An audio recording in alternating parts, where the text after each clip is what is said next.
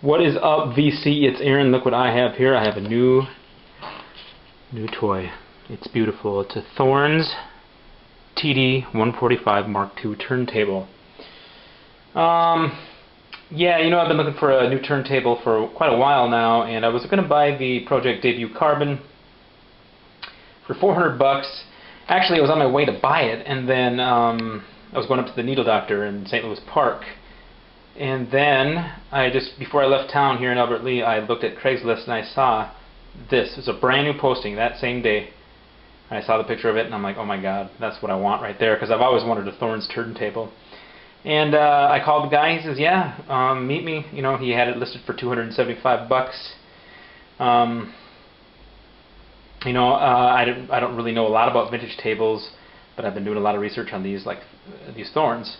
I wanted a TD-160, and I found out that this is essentially a TD-160 with a auto stop and auto shut off, auto arm lift at the end of a record, which is a nice feature to have.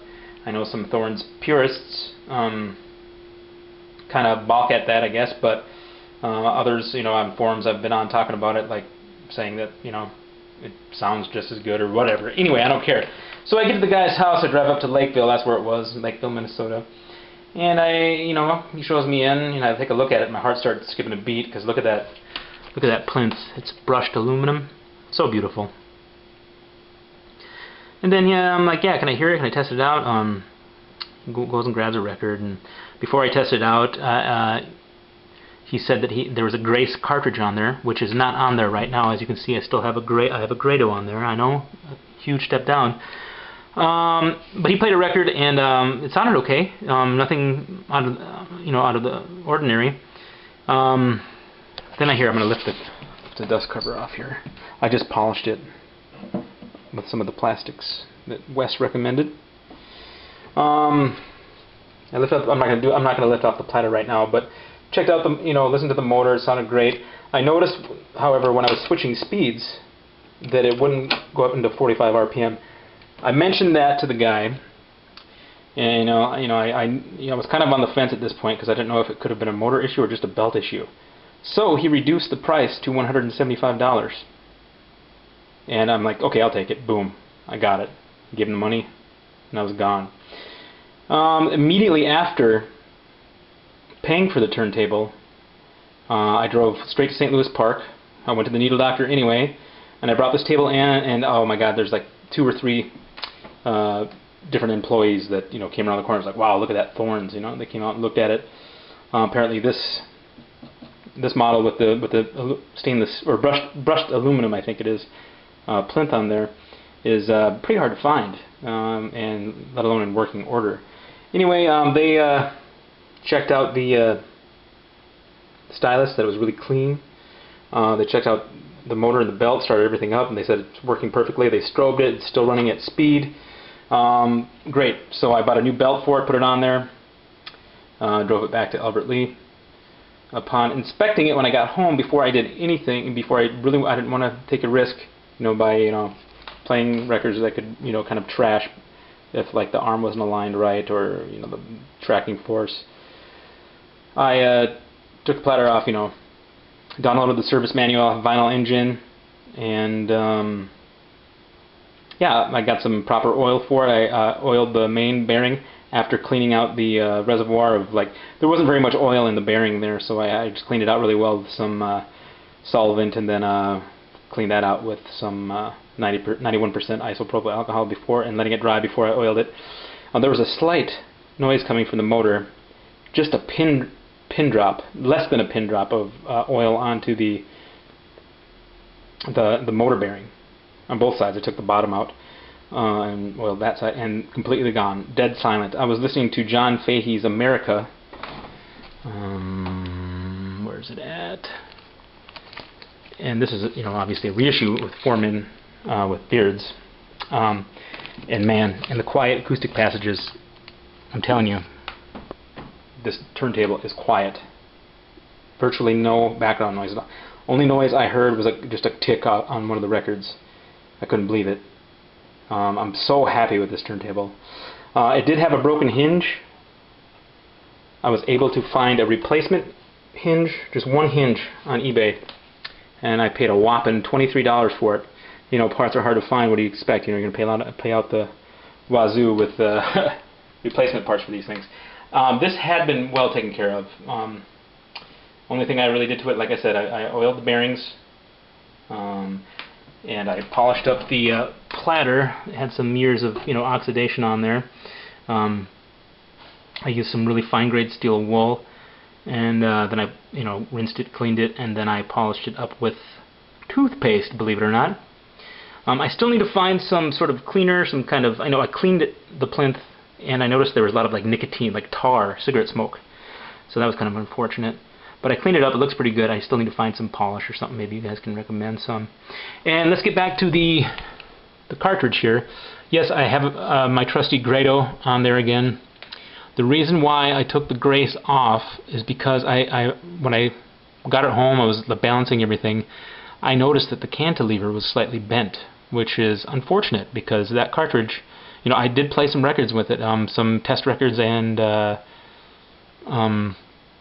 my test records. I have some crappier copies of like Peter Gabriel and some Led Zeppelin albums that I use strictly just for testing. I have better copies that I listen to under normal conditions, but I did notice the cantilever was bent. I ran a sure test record on it, and it still worked. I mean, everything was coming out, both channels, the way it was tracking properly. I just didn't want to take a risk. I was in touch with a guy on the internet, under the moniker The Soundsmith, who replaces cantilevers and tips on vintage Grace styluses and cartridges. It's a Grace F8, if anybody's wondering.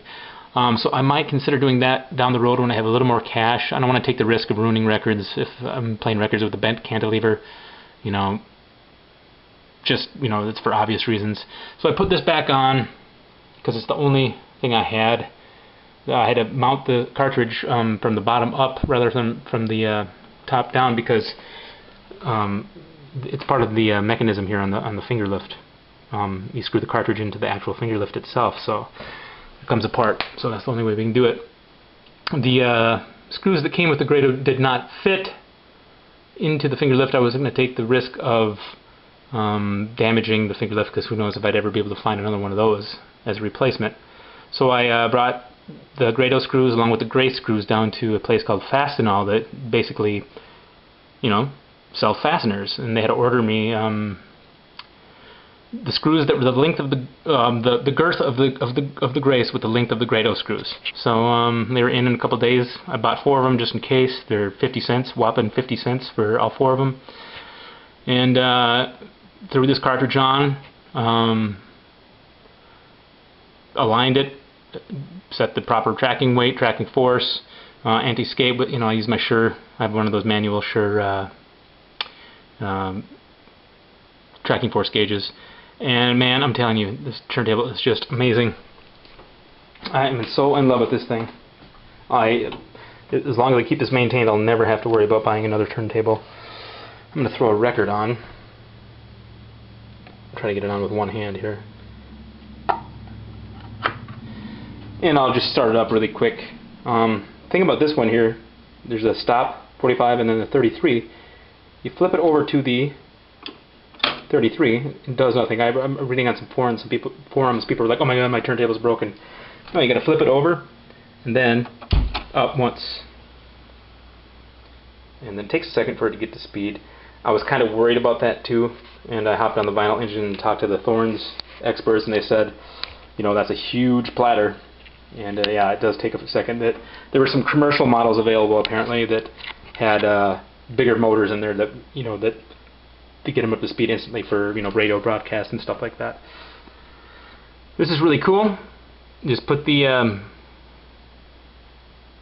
tone arm over, and then right here is the control for up or down, obviously.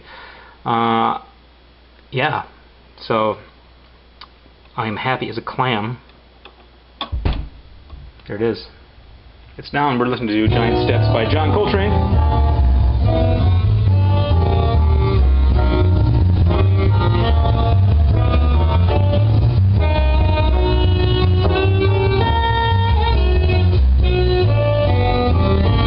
This mic and this camera is probably pretty crappy here, but whoops.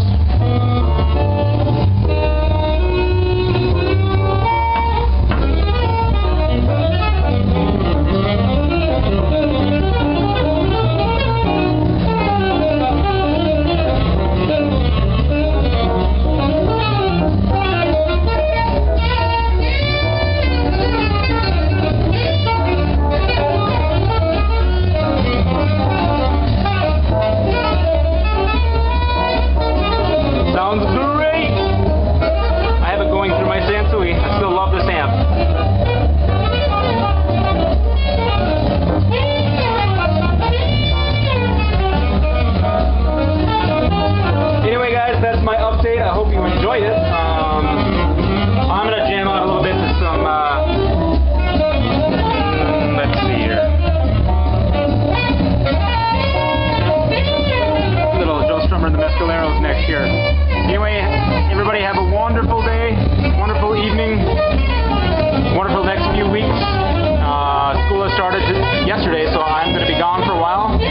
But I'll be back periodically with some updates, and I'll see you guys on Facebook.